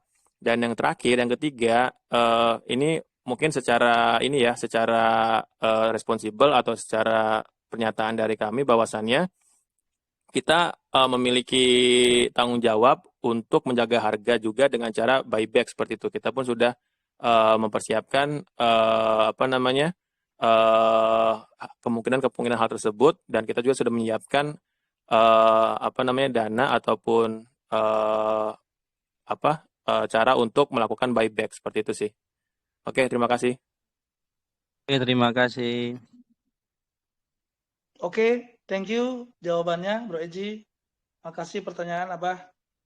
Oke, next. Ya, kita biar adem dikit ya teman-teman ya. Dari tadi kayaknya tegang aja ya. Kita santai, rileks ya. Silakan Bro Eji kalau mau minum, Om Tumpal, teman-teman yang lain silakan minum dulu. Saya udah minum tadi, pas Om Tumpal ngomong saya minum makan. Bro Eji, teman-teman biar adem dah. Dari tadi kan cuman cowok aja nih, batangan aja yang ngomong. Ini kupingnya atau Pak Rika sekali jawab lah, Mbak Parika. Agak-agak polusi. Makanya sekarang kita jumping ke penanya cewek kita yang paling cantik ya.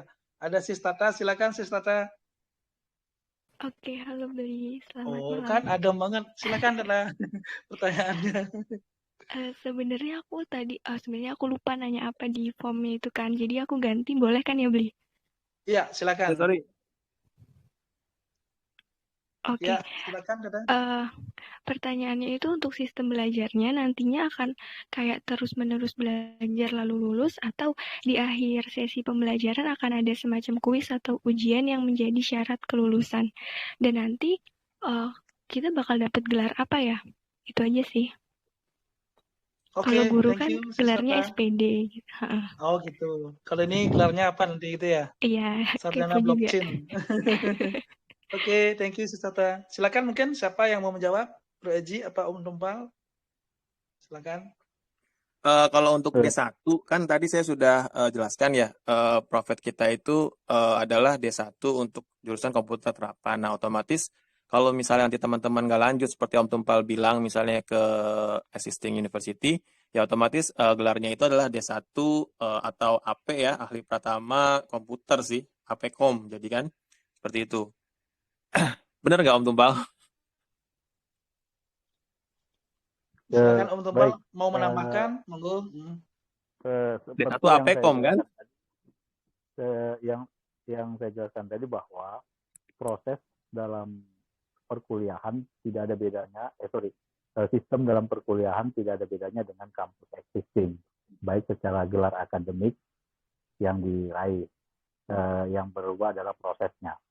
D1 kan tidak ada diberikan gelar ya kalau D1, maka sebenarnya nanti kita mendorong mereka untuk bisa minimal D3, karena kalau D3 hanya butuh 1 tahun lagi, dia sambil kerja juga sudah bisa melakukan, karena proses perkuliahannya juga nanti bisa mengatur waktu sesuai kebutuhan atau waktu lapang dia setelah pulang kerja gitu. Jadi tidak menghambat untuk proses kerja yang ada atau aktivitas sehari-hari dia selain kuliah gitu.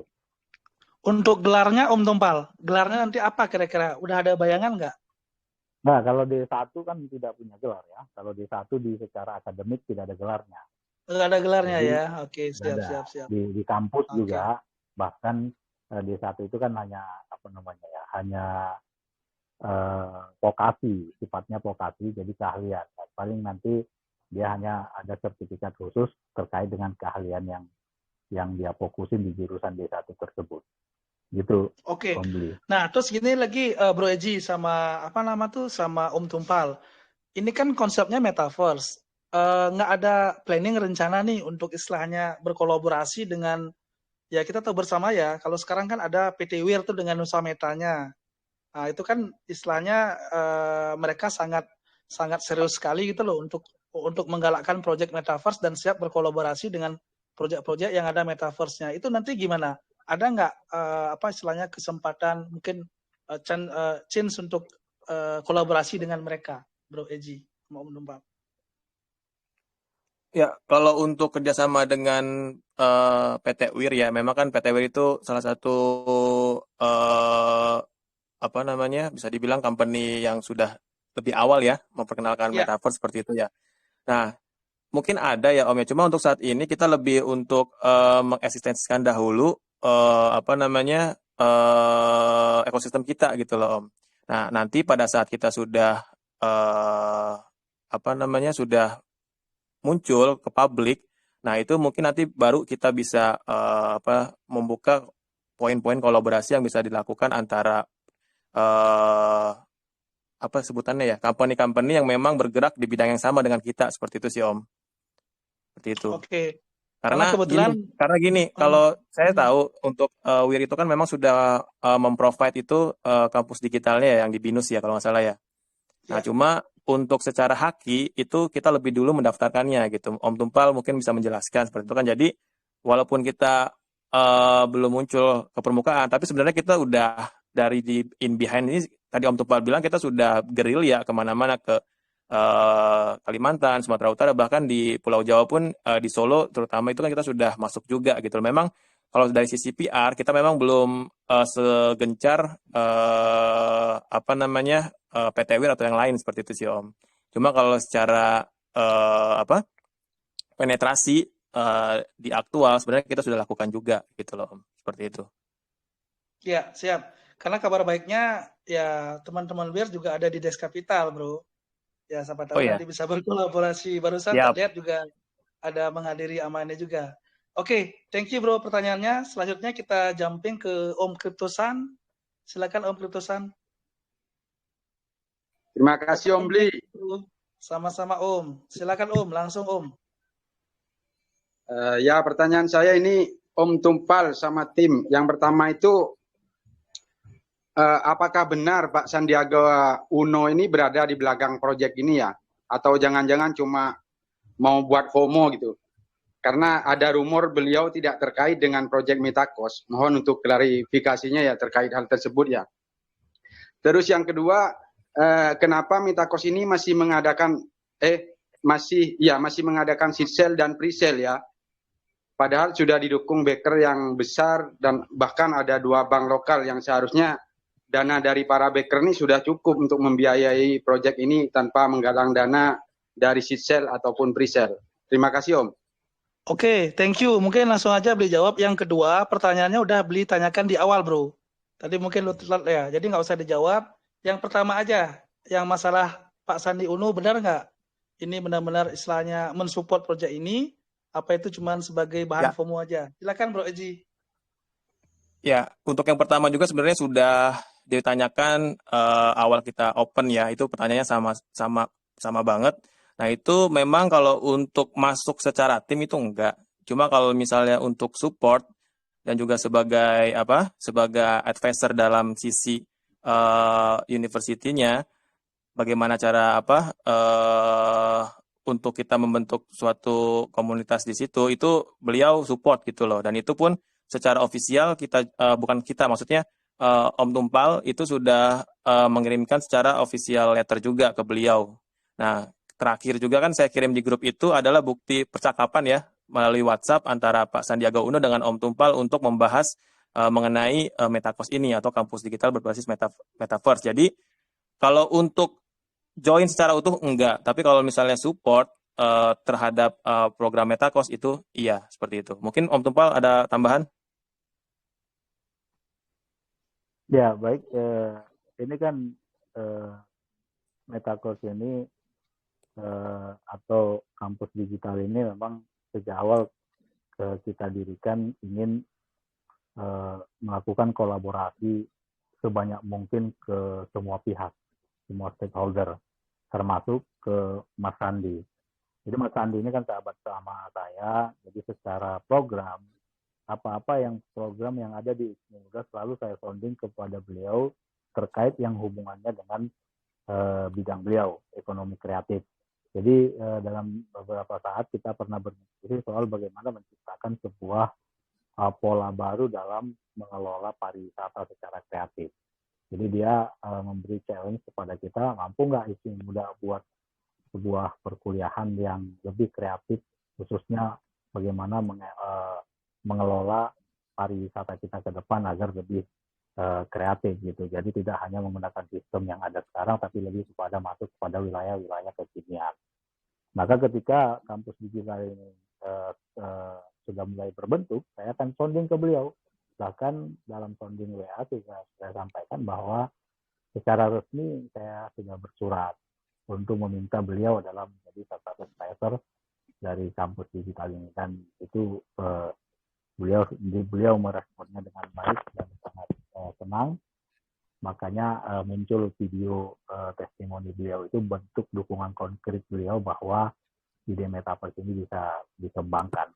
Tapi secara corporate memang kita tidak meminta beliau masuk ke dalam, karena memang kita juga ingin agar teman-teman di Metakos bisa mengembangkan dengan pola kemampuan sendiri, agar juga tidak terlalu jauh juga intervensi mungkin Mas Sandi selaku menteri dalam proses atau proyek ke depan terkait Metakos. Jadi lebih biarlah teman-teman Metakos yang berkreasi dengan pola bisnis baru mengelola Metaverse ini. Gitu, pembeli. Oke, thank you tambahannya Om Tumpal. Ya mungkin kita semua tahu bersama juga ya, pada waktu di awal-awal kan memang Pak Sandi secara terbuka ya memberikan dukungan, ada videonya juga kan di sana. Ya itu sih, tapi kalau memang secara masuk di dalamnya kan memang ya nggak mungkin lah seorang menteri gitu loh. Betul nggak? Nanti pasti lawan politik segala macam nanti bisa repot nanti itu nggak. Tapi mungkin secara apalagi beliau kan dari dari Garekrab betul nggak? Mungkin juga secara support dari unsur sananya gitu loh. Oke, dari keputusan udah jelas bro ya. Thank you bro pertanyaannya. Ya siap, Gimana? siap Om Bli. Siap Om Bli atas klarifikasinya dari tim. Mungkin pertanyaan kedua bisa saya ganti Om Bli? Oke boleh Pendek silakan. aja. Ya, pendek Ini aja kan silakan. karena berhubungan dengan perkuliahan ya, kan permasalahan inti dari perkuliahan di negeri ini kan banyaknya lulusan tapi kan hasilnya atau output dari perkuliahan itu banyak yang nganggur. Itu gimana ya solusi dari Mitakos? Apakah lulusan dari Mitakos ini ada jaminan kontrak kerja nggak? Agar lulusannya lebih terjamin untuk mendapatkan pekerjaan gitu. Terima kasih.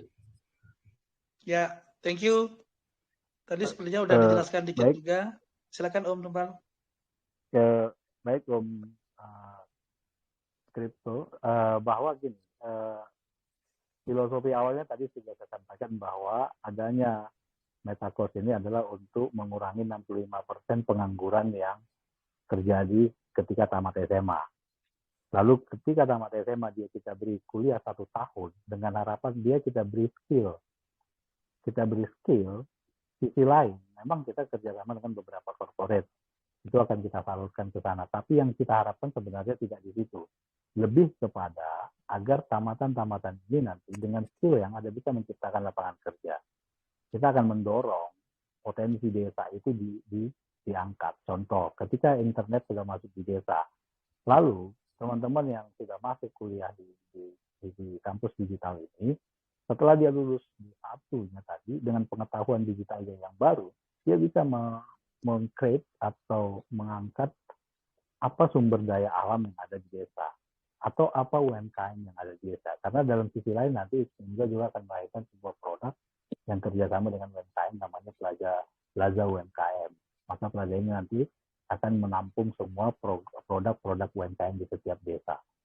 Jadi ini yang nanti yang akan dilihat, kita dorong agar mahasiswa-mahasiswa yang lulusan D1 tadi lebih kepada menciptakan lapangan kerja, bukan menjadi pekerja.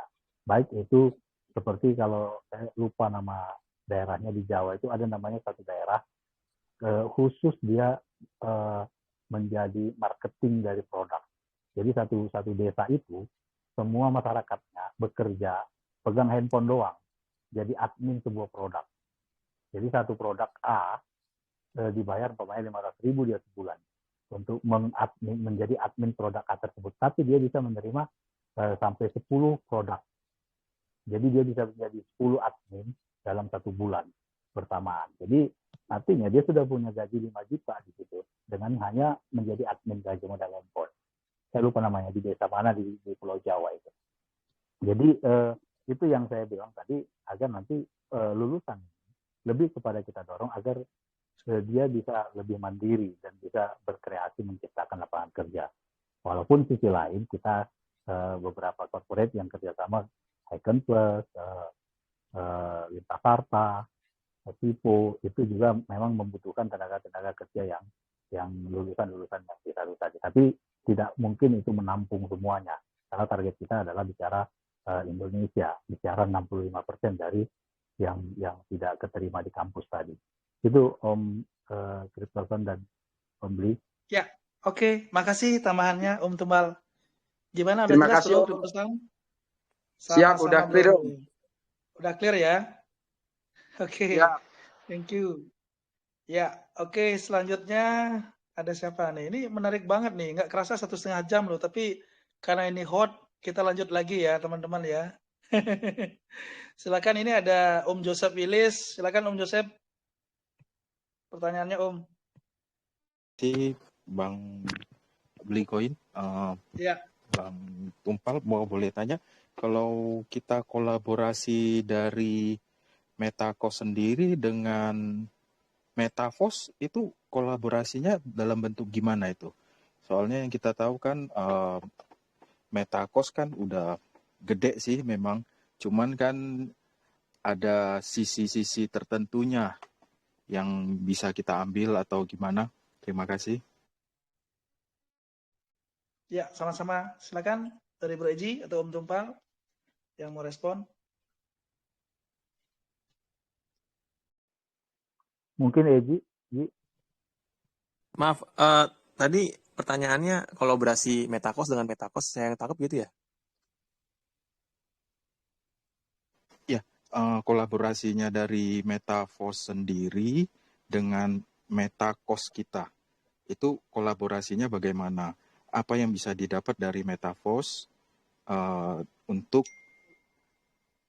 dari proyek kita sendiri? Terima kasih.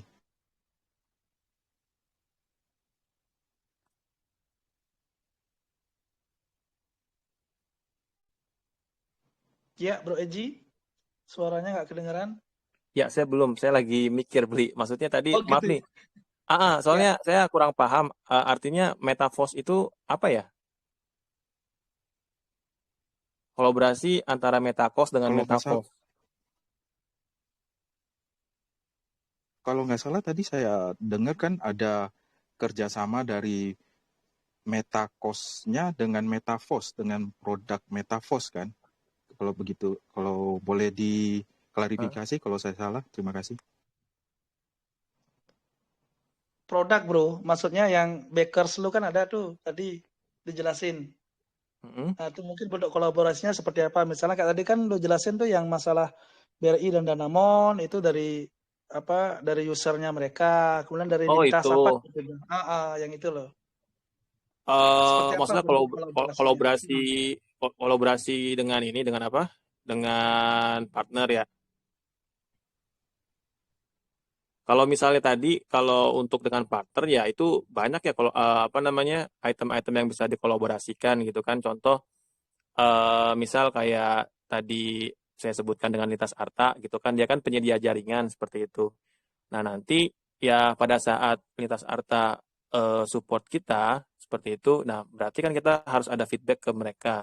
Nah salah satunya adalah ya mungkin pada saat nanti kita apa namanya audiensi ke beberapa desa, sudah pasti kan tadi yang informasi dari Om Tumpal sudah pasti di sana untuk ketersediaan jaringan tidak ada.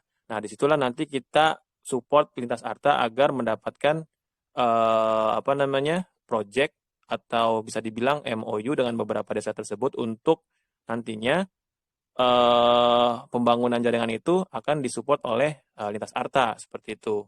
Itu contohnya sih sebenarnya salah satu contoh sih Om. Terima kasih untuk penjelasannya. Ya. Tapi sebenarnya jelas yang saya mau saya tanya, tapi sebenarnya Bang Bli yang mau saya tanya, kolaborasi kan produk Metaverse itu sendiri dengan Metacos kita gitu, kolaborasinya gimana? Tapi ya udah nggak apa-apa.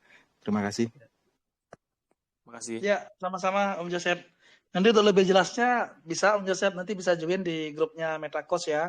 Itu udah ada tuh linknya, nanti saya kirimkan lagi. Oke, selanjutnya mungkin sebelum kita lanjut ke pertanyaan terakhir ya, karena nggak terasa ini udah 1,5 jam.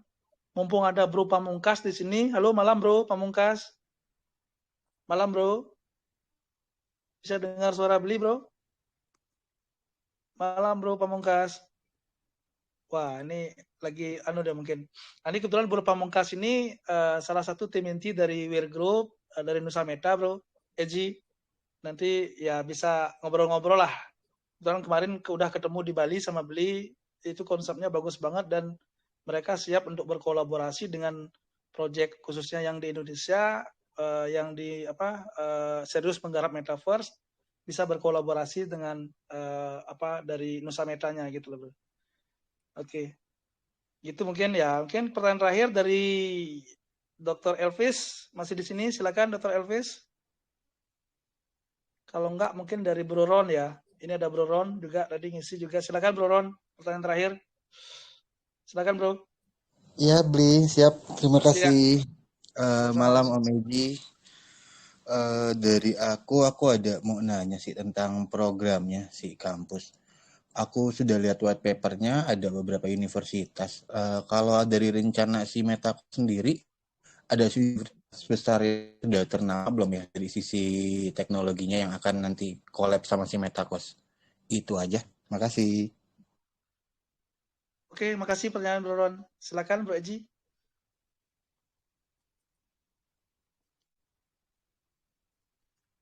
Boleh diulang nggak ya? Maaf. Halo, ya, dengar ya suaranya? Ya. Oke, pertanyaannya cuma apakah nanti ke depannya si MetaCost ada mau kolaborasi dengan universitas-universitas IT yang sudah ternama ya untuk menjalankan proyek universitasnya ini sendiri gitu. Ya, kalau untuk berkaitan dengan kolaborasi, seperti yang telah saya sampaikan dan Om Tumpal sampaikan, itu kita selalu selalu berusaha dan open untuk berkolaborasi dengan sektor atau pihak manapun gitu loh Om. Termasuk apalagi universitas yang memang bergerak di bidang IT ataupun nanti mungkin banyak lah ya kayak di BINUS atau dimanapun itu yang memang sudah tidak asing dengan pengembangan metaverse ini gitu sih Om. Itu ada sih, planning ada. Oke, berarti udah masuk di dalam roadmap-nya MetaCost sendiri ya untuk menggait atau menuju ke sana. Gitu sih maksudnya. Kalau untuk roadmap secara di white paper sih nggak ada sih Om. Artinya kita nggak mendetailkan partner-partner mana yang akan kita pitching atau akan kita audiensi atau akan kita approaching sih Om. Cuma untuk untuk secara program ya kita ada ke arah sana.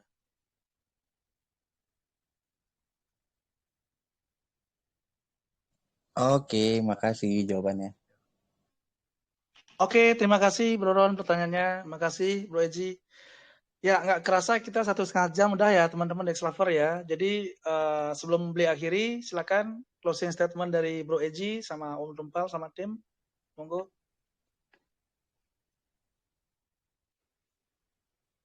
Baik, saya sekaligus menambahkan tadi dengan pertanyaan terakhir terkait Ya, dengan silakan Om. kampus tadi. Beberapa minggu yang lalu saya sudah berkomunikasi langsung dengan rektor Cyber MU. Cyber MU itu adalah kampus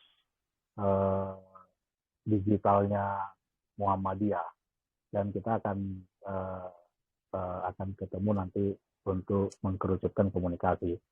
Dan juga saya sudah berkomunikasi dengan DPP Hidayatullah yang memiliki 13 kampus di seluruh Indonesia, dan mereka juga sangat tertarik dengan apa yang sedang kita garap sekarang agar bisa berkolaborasi dengan kampus mereka. Begitu juga dengan yang ada di kita mungkin baik dengan rektor Universitas Medan Area dan rektor UIN Sumut, maupun kita juga sudah bersurat resmi kepada rektor USU. Jadi prinsipnya bahwa kita akan dan pasti berkolaborasi dengan kampus-kampus existing, karena keberadaan atau lahirnya kampus digital berbasis metaverse kita ini bukan untuk menjadi pesaing kampus existing, tapi justru kita akan menjadi pelengkap kampus existing. Kita akan memulai ide dengan metaverse-nya, dan kita mulai D1 metaverse-nya, lalu mereka yang menampung untuk D3 maupun S1-nya, S1 terapannya ke depan. Jadi keberadaan kampus digital berbasis metaverse ini adalah bagian dari mengisi ruang kosong di dunia pendidikan dan sekaligus membantu pemerintah untuk mencerdaskan anak bangsa. Gitu Om Billy dan teman-teman sekalian dari saya. Oke, thank you Om Tumpal. Silakan dari Bro Eji. Ya, dari saya terakhir sekali lagi mengucapkan terima kasih kepada Bli dan jajaran Dex Capital serta sahabat-sahabat semua yang telah menghadiri EME pada malam ini. Mohon maaf jika memang banyak hal-hal yang mungkin belum terjawab atau kurang puas, dan itu mungkin adalah pintu ya untuk kita bisa lebih satu rahim lagi, baik di Dex Capital launch ataupun nanti teman-teman bisa silaturahim juga ke grup komunitas kita, grup MetaCost seperti itu. Dan harapannya mungkin mulai dari sekarang dan sampai ke depannya teman-teman juga bisa terus support kami MetaCost sehingga nanti bisa launching secara lancar dan sebagaimana mestinya seperti itu. Ya, sekali lagi terima kasih banyak rekan-rekan semua. Selamat malam. Assalamualaikum warahmatullahi wabarakatuh. Oke, terima kasih banyak Bro Eji, Om Tumpal, Kang Nuyul, teman-teman yang lain. Thank you. Jadi demikian rangkaian acara AMA kita malam ini dengan Project Metacos. Nanti beliau akan share ya grupnya Telegram dari Metacos. Silakan teman-teman yang mungkin masih belum jelas, ada yang bertanya lagi, nanti bisa join di grupnya Metacos. Oke, thank you. Selamat malam. Sampai jumpa di live AMA berikutnya. Thank you semuanya. Terima kasih. semuanya. Selamat malam. Terima kasih semua.